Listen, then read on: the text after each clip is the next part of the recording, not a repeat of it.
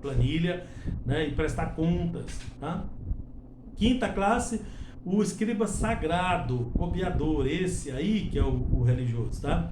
Doutor, explicador, o zeloso da escritura. Normalmente não entendia muito da escritura, porque ele escrevia muito ela e eles sabiam bem as escrituras, tá? Então o escriba não era todo escriba que era religioso, não. Não era todo que era político, não era todo que era cobrador de impostos, mas eles eram tudo isso. Porque nós estamos falando de uma época que pouca gente sabia ler e escrever. Então quem sabia ler e escrever mandava, né? Tinha boa posição social, tá? Inclusive tem os escritos, né? Que vinha de Moisés. Moisés escreveu 13 rolos, 13 livros, né? Nós chamamos de livros, né? Mas são rolos, né? Que Moisés escreveu, que é a Mishnah. A Mishnah é um conjunto de regras que não era a lei, não era a Torá, que era a lei. É a Mishnah, que era um conjunto de tradições orais do povo judeu, que eles observavam isso até hoje. Muita gente observa isso como inspiração de Deus, tá? São leis morais, isso é ética, isso é cidadania, essas coisas, tá? Que eles têm, né, também um livro para isso.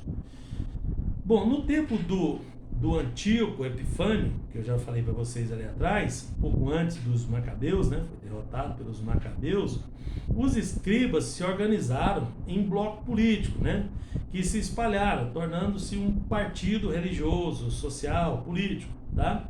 Eles foram os criadores das sinagogas, tá? Após o cativeiro, para que desenvolvesse o trabalho de ensino bíblico entre os judeus, tá? Inicialmente, essas sinagogas começou a aparecer antes de Jesus, tá? Para levar a palavra de Deus, porque todo mundo tinha que ir a Jerusalém, mas o povo estava muito espalhado, né?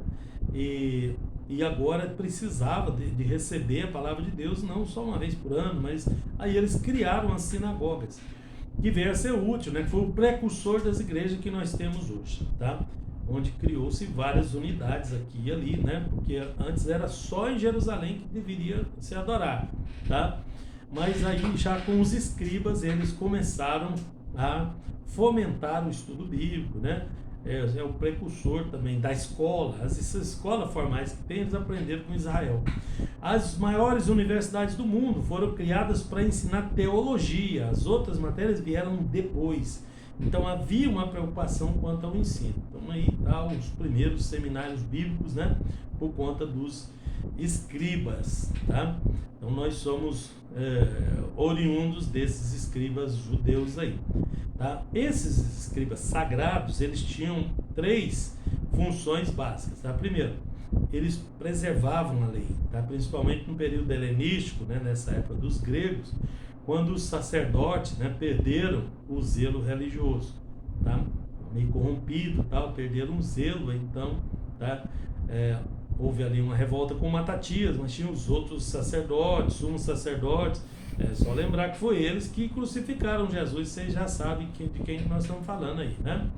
Segunda função deles, aprender a interpretar e ensinar a lei, né? A Torá, tá? Não só a Torá, mas o Talmud, o Mishnah, todos os escritos de Israel, tá? Influenciando com isso muitas pessoas que se tornaram seus discípulos. Terceira, julgar causas civis à luz da lei, tá? Eles faziam um trabalho de magistrados, de juízes, tá? Para julgar causas civis à luz da lei, da Torá. Nós estamos falando de julgamentos doutrinários, religiosos. Eles faziam um trabalho como os juízes de direito e os advogados que do Brasil fazem, tá? Os escribas que se dedicavam ao ensino da lei eram chamados de rabi ou de rabino, que é a mesma coisa, tá? Saulo de Tarso foi um rabino, tá? Eles não tinham autoridade espiritual no ensino, né? Eles eram formalistas, perseguiam a pregação do evangelho, inclusive, né? Só uns poucos deles creram em Jesus. Aliás, é uma característica dos judeus que não aceitaram Jesus como suficiente salvador, tá? Daí vem o fariseu, tá? O fariseu era de caráter religioso, era uma seita religiosa.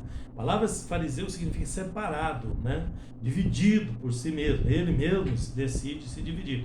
Foi aplicada a seita pelo povo porque a atitude deles de se separar, né, em isolamento, para não se contaminar, né, com essas pessoas. Parece que tem gente desse jeito, fariseu até hoje, não tem? Que se separa dos outros para não se contaminar. Eles se afastavam, né, dos povos gentios e também dos outros israelitas que não acreditavam como eles, né? Eles observavam a letra da lei, né, que mata, mas se esqueciam do Espírito que dá vida, né, que está em 2 Coríntios capítulo 3, verso 6. Eles denominavam-se a si mesmos de santos, que é docinho, tá? E o povo tratava eles como leais a Deus, que é Hassidim, tá? Alguns fariseus de renome foram Simão, esse nome aparece várias vezes, mas um deles era fariseu, Nicodemos, Gamaliel, Saulo de Tarso, tá? Havia dois grupos dentro da seita dos fariseus, tá? Os separatistas e os liberais. Então eles eram uma seita religiosa, mas tinha os conservadores os liberais, os separatistas e os liberais aí, né? Completamente contrários entre si, né? Concordavam em muito pouca coisa. Os primeiros eram contra a influência pagã dos gregos, dos helenistas, né? Na Palestina, porque os helenistas propagaram, né, em volta do mar Mediterrâneo, né, na parte asiática, na parte europeia, e entrando para dentro dos dois continentes, europeu e asiático, e também o norte da África, todo mundo falava grego. A cultura helenista foi difundida pelos gregos de uma forma ali, né? O povo gostava disso, né? Vocês vão entender por quê, porque não se impõe esse tipo de coisa, não é cultura, mudança cultural. O mundo estava em mudança e essas mudanças os atingiu ali, tá? Mas tinha um grupo de fariseus que era contra esse helenismo aí, tá? Na Palestina, e outros que apoiavam eles, inclusive, né? Por interesse, por uma série de coisas, né? Na Guerra dos Macabeus, os separatistas, fariseus separatistas, se aliaram a eles para combater o Antíoco Epifânio, o rei violento lá, tá? Os separatistas, porque os outros não, os outros eram da esquerda, né? E eles se unem a quem, né, lhes interessa, a quem lhes traz algum tipo de vantagem. Eles consideravam as suas doutrinas impecáveis. Os fariseus, eles se autoconsideravam, né, os tais, tá? Estou terminando a página 24 para vocês se orientar. Por isso, né, se colocavam de lado numa posição de puritanos, né, santarrão, né, mais santo do que os outros judeus, né? Então, eles se colocavam nessa posição, achavam que era muito santo, né? E também qualquer semelhança com os dos nossos dias não é mera coincidência, né? Porque o farisaísmo vai passando de geração em geração, né? Não é só lá em Israel, não, né?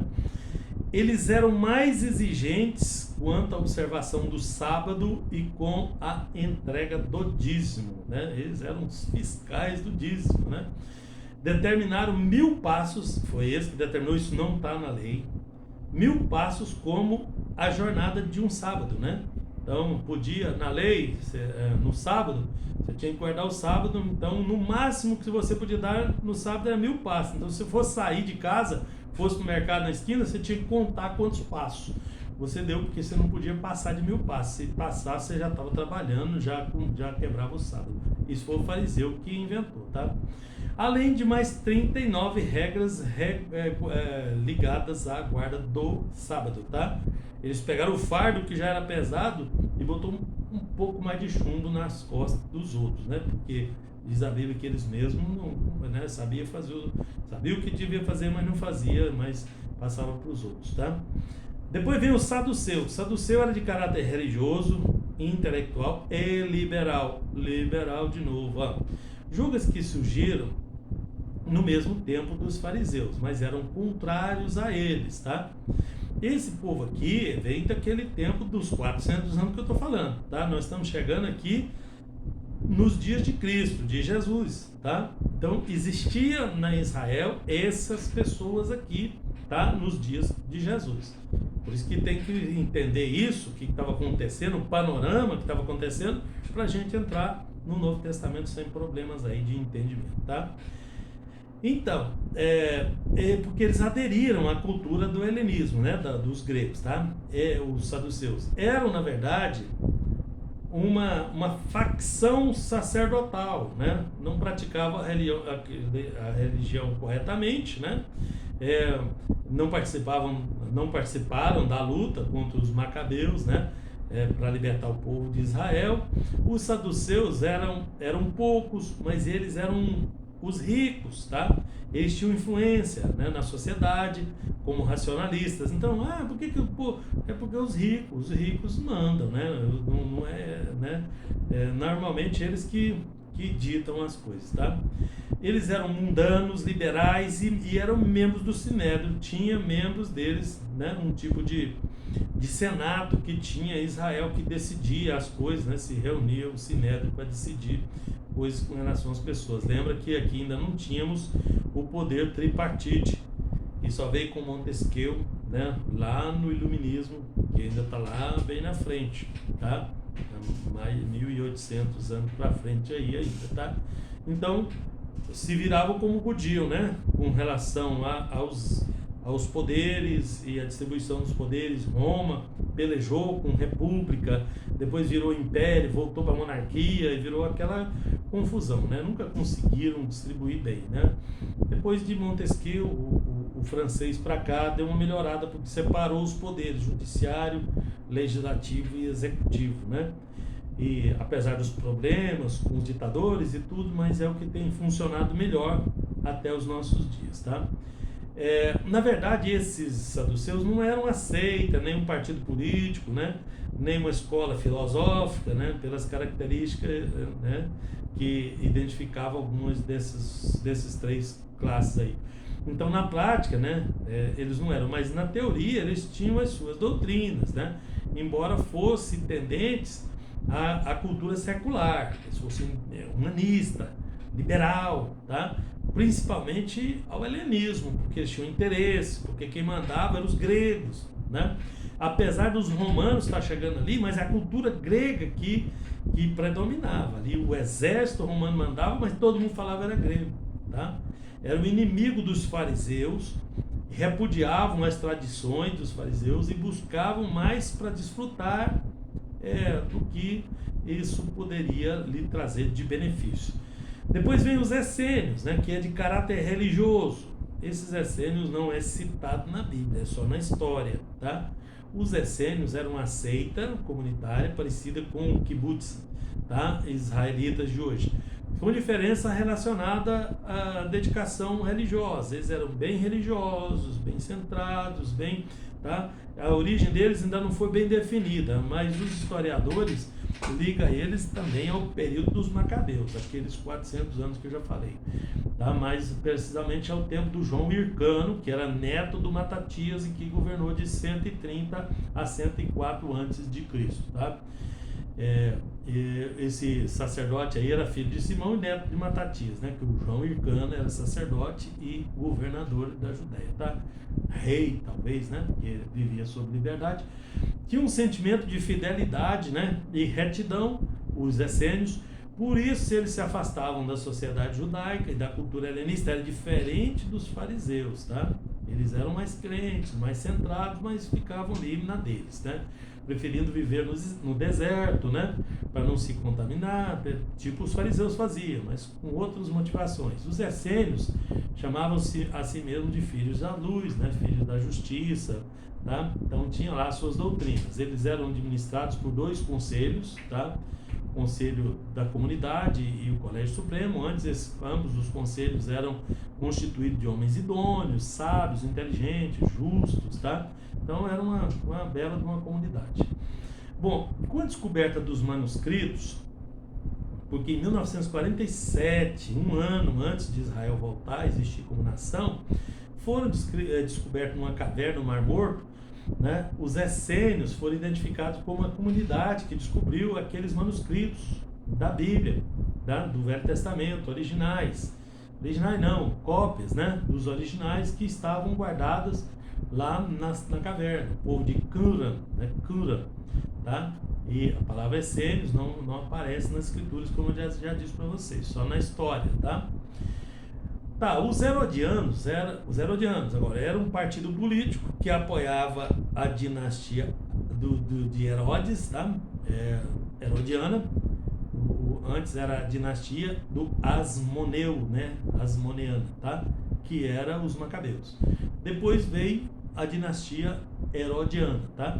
Então, no tempo de Herodes criou-se um político, né? Um partido político, que eles queriam ser gratos ao Herodes por ter reconstruído o templo, porque ele era muito político, vocês estão vendo, né? Por que ele reconstruiu o templo? Porque ele era crente? Não, ele era gentil. Era para agradar uma parte que tinha interesse naquela parte ali e tal. Então ele governou com a ajuda das próprias pessoas, é o próprio povo que elege essa cambada de liberalista aí, né? E o Herodes era um deles, tá? Eles desejavam um império judaico independente, governado por Herodes, tá? Olha o que eles queriam, tá? E eram perseguidores de Jesus, né? Os herodianos eram perseguidores de Jesus, porque Herodes também era perseguidor, porque Herodes, tudo que pudesse cheirar a ameaça ao governo dele, ele matava mesmo, tá? Então os herodianos combinavam bem com os saduceus, aqueles mais ricos lá, né? E assuntos de religião, porque eles eram materialistas também, né? Mas divergia quanto às ideias políticas, né? O paralelo de Mateus, de Marcos, que fala deles aí, tá? Dos fariseus, saduceus e herodianos, né? Bom, daí tem uma outra seita, que é os Zelotes, que era de caráter político, tá? Era um partido político, religioso, estou na página 27, chamados zeladores da lei, os zelotes, os zeladores da lei. Segundo Boyer, os 4 grupos principais dos judeus, em ordem de tamanho, eram os fariseus, o primeiro, os saduceus, segundo, os essênios, terceiro, e os zelotes em quarto, tá? Bom, eles defendiam a ideia de retorno à observância da lei de Moisés, os zelotes, tá? E uma conquista da independência nacional, a expulsão dos romanos, né? Um apóstolo dessa seita era Simão, o Zelote, Mateus 10, 4, tá?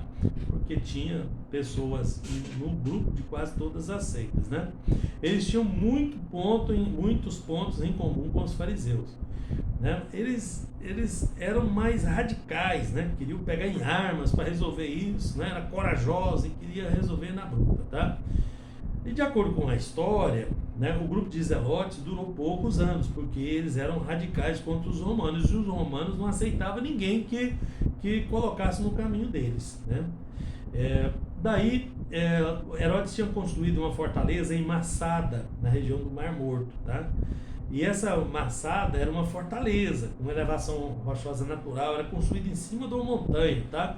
402 metros de altura, localizada no deserto da Judéia, perto de Qumran, né? Naquele lugar que foi encontrado os manuscritos que eu falei para vocês, tá?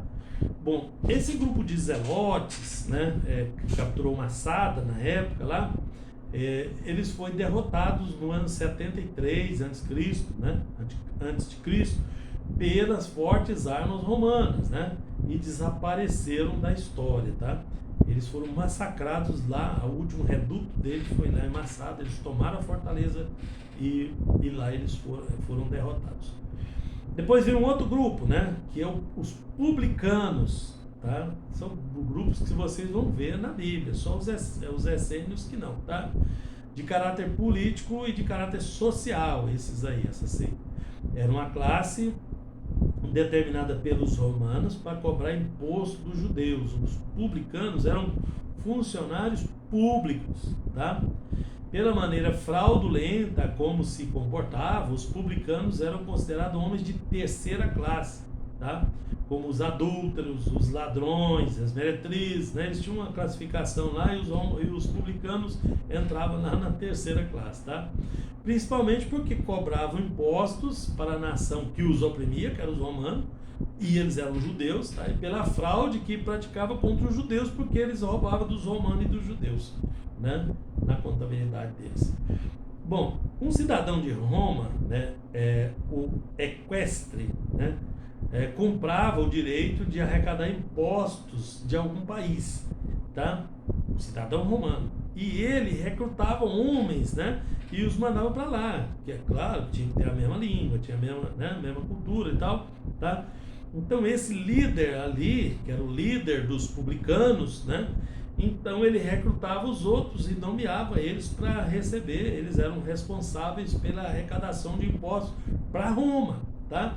Então eles tinham ali uns supervisores que compravam o direito de receber impostos lá, então era terceirizado, os impostos romanos eram recebidos por empresas terceirizadas, né? Já existia isso lá no Império Romano, tá vendo? Então os publicanos, lembra que Roma era uma república, tá? Então eles eram funcionários públicos dessa república, tá? E eram cobradores de impostos, né? Na Palestina para Roma, né? Eles, então costumavam fraudar de duas maneiras. Eles fraudavam o seu equestre, que era o encarregado de Roma, e o povo, né? Do lugar que trabalhava. Então eram fraudadores profissionais, vamos dizer assim, tá? Os publicanos eram odiados pelos judeus, né, e considerados por eles como prostitutas diante de Deus. Não importava as murmurações dos escribas, fariseus, Jesus atraía todos os publicanos e pecadores para o ouvir, tá? Bom, aí vem os samaritanos. Esses samaritanos, eu vou tentar explicar para vocês rapidamente como eles eram, tá? Eles eram uma seita antiga, nasceu no princípio da divisão, né, da divisão do reino de Israel em norte e sul, tá? Era constituído por judeus misturado com outras nações, né? Eram duplos em suas práticas, porque eles temiam o Senhor, mas adoravam seus próprios deuses, porque quando houve a divisão das 10 tribos, os assírios pegaram eles e mandaram para o meio dos outros povos e misturaram eles com os outros povos, não permitia que eles casassem com as mulheres deles mesmos, para misturar, para enfraquecer o povo. Os que ficaram na terra, eles trouxeram gente de outra terra para lá, né, para misturar eles. Então quem morava lá em Samaria, os samaritanos, eram gente mista, porque Israel, o povo de Israel tinha que casar com os próprios gente de Israel, não podia casar com terceiros, tá? Era uma regra, né? Mas esses samaritanos se misturaram pelo casamento com os outros, né? Obrigados inclusive pelos assírios, tá? Então eles eram um povo misto. E aí a parte judaica deles acreditava em Deus, mas eles tinham a mistura do casamento que adorava outros deuses. Então lá no Monte de Samaria era uma prostituição espiritual, tá? Então nesse tempo era desse jeito. Então havia uma grande rivalidade entre os judeus e os samaritanos por isso, porque os judeus se consideravam de Deus e os samaritanos não. Os samaritanos era aquele povo misto lá que eles não aceitavam. Então após o cativeiro eles construíram um templo no Monte Gerizim, onde adoravam a Jeová. Muitos judeus, por causa desse templo, transgrediam a lei de Judá e se refugiavam em Samaria, porque julgavam que ali podia adorar o Senhor como os samaritanos, tá? Embora fossem inimigos deles, né? Então os samaritanos são esse povo aí, né? O Sargão II, rei da Assíria, levou os judeus para as outras nações e misturou os povos, fez essa bagunça aí e descaracterizou eles, né? O plano dele foi bem executado e os judeus praticamente desapareceram das 10 tribos do norte, tá? Restando, claro, como eu falei para vocês, um ou outro, né? Porque voltaram para a Judéia, né? Se esconderam por lá. Bom, Samaria era uma cidade exaltada, opulenta, luxuosa, cercado de monte dos 3 lados, né? Seus belos palácios, né? Foram construídos à custa do sangue dos pobres, né? Isso, desde que o mundo é mundo, acontece isso, né? Desde que os samaritanos apostataram da fé original em Deus e caíram no paganismo, os adoradores do bezerro de ouro, de Baal, né? O Senhor lhes enviou o profeta Elias, Eliseu e Amós, né? Para mostrar a eles os seus pecados. Eles profetizavam lá para o reino do norte, tá? Os assírios subjugaram os samaritanos, né, no ano 732 a.C. Uma coisa importante aqui, né, eles destruíram a cidade em 722 a.C., a cidade de Samaria. E só 100 anos depois, 586, né, cento e poucos anos depois, é que os judeus do Reino do Sul foram levados para a Babilônia em cativeiro, tá? Então, os israelitas foram subjugados 100 anos antes, né? Eles foram para o cativeiro assírio, da onde nunca mais voltaram. Os samaritanos deixaram exemplo, né, da fé com Deus e da dupla adoração. Esses são os samaritanos. Depois vem os nazireus, era uma classe social e religiosa, esse estava na lei, tá? Eram judeus que tinham o costume de fazer o voto, de viver separado por parte, né, uma parte da vida deles, às vezes a vida toda, tá? Tinham um costume, obediência à lei, de não cortar o cabelo, não beber vinho, não se aproximar de cadáver, mesmo que fosse um parente chegado, tá? Em Números fala da lei do nazireado, no capítulo 6, verso 1 a 21. Os nazireus viviam separados com o objetivo de se aproximar mais de Deus e enfatizar o estado de vida pecaminosa do povo de Israel, sua própria nação. Sansão era nazireu, tinha voto para a vida toda, tá? Pessoas não religiosas, né, no tempo do profeta Amós, procuram levar os nazireus a quebrar os seus votos, né, como nos nossos dias, né? Bom, com tudo isso, com essas seitas todas, esse povo com um cenário bem diversificado que vocês viram, chegamos na preparação do mundo para receber Cristo. Que fatos contribuíram para a chegada de Cristo à Terra, para trazer a redenção à humanidade? De que maneira os homens prepararam o cenário mundial para receber o Messias? Conscientes ou não, vários povos do passado prepararam o mundo para a chegada de Cristo, tá? Muitos povos contribuíram sem consciência do que estavam fazendo, né? A igreja cristã foi organizada depois de Cristo, tá? Mas a preparação do ambiente foi antes de Cristo, né? Porque ali Cristo nasceu e viveu, foi trabalhado tudo ali antes, tá? De Cristo manifestar ao público, né? Esse era o plano de Deus. Bom, ainda hoje, quem não é judeu nem cristão é gentio. Então, para a Bíblia tem 3 classes de pessoas, né? O judeu, o cristão e o gentio.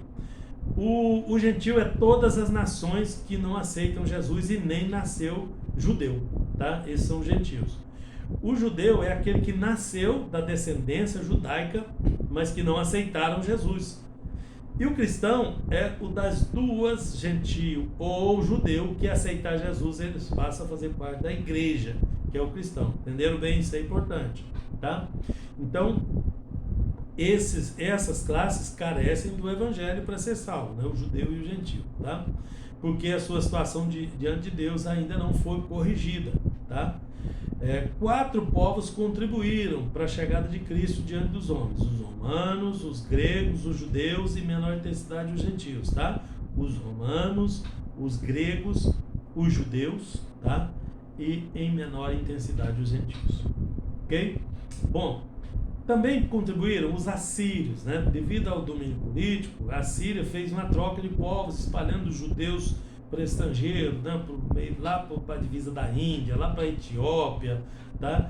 E para todos os lugares, para longe mesmo, né? Com isso, eles propagaram o conhecimento que eles tinham para lá, mesmo errados, né? Eram as 10 tribos de Israel, eles tinham muita história para contar. Então, isso tudo entranhou no meio da cultura dos povos lá, tá? Os babilônios, né? Foi na Babilônia que os judeus deixaram a idolatria, que eles aprenderam a falar e escrever em aramaico, né? Caldaico, aramaico, né? Porque os babilônios eram os caldeus, tá? E se acostumaram a adorar a Jeová longe do templo, né? Porque eles só adoravam no templo, né? Eles não eram acostumados a fazer isso e nem concordavam com isso. Essa foi uma importante preparação. Quando voltaram, os escribas ajudaram a montar as sinagogas e eles aceitaram bem, né? Se não fosse esse castigo que eles ficaram na Babilônia, eles não iam aceitar, mas de jeito nenhum adorar fora de Jerusalém, tá? Bom, Com a chegada do Messias, né, os convertidos iriam adorar a Deus em qualquer lugar, né, estando ou não no templo.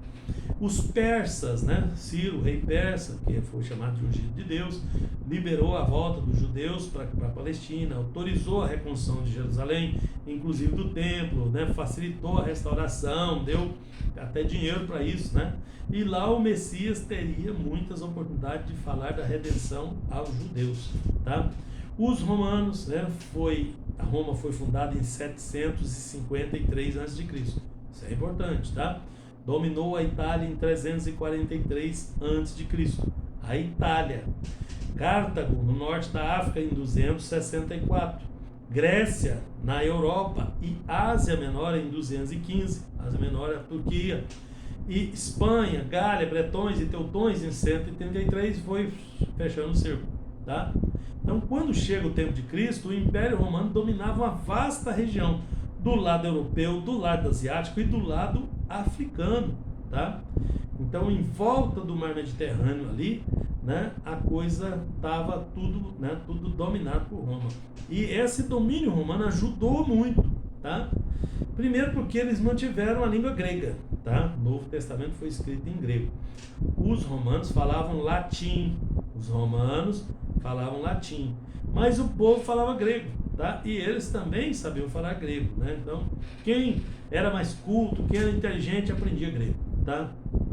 Porque a maioria dos povos, né, os fenícios, os sírios, né, os da Ásia Menor, os turcos, e do lado europeu, todo mundo sabia falar grego. Então, se quisesse fazer alguma coisa, comércio, qualquer coisa, tinha que falar grego. Então, tudo isso contribuiu, porque o Novo Testamento foi escrito em grego para disseminar rapidamente, para espalhar rapidamente no meio das pessoas, tá?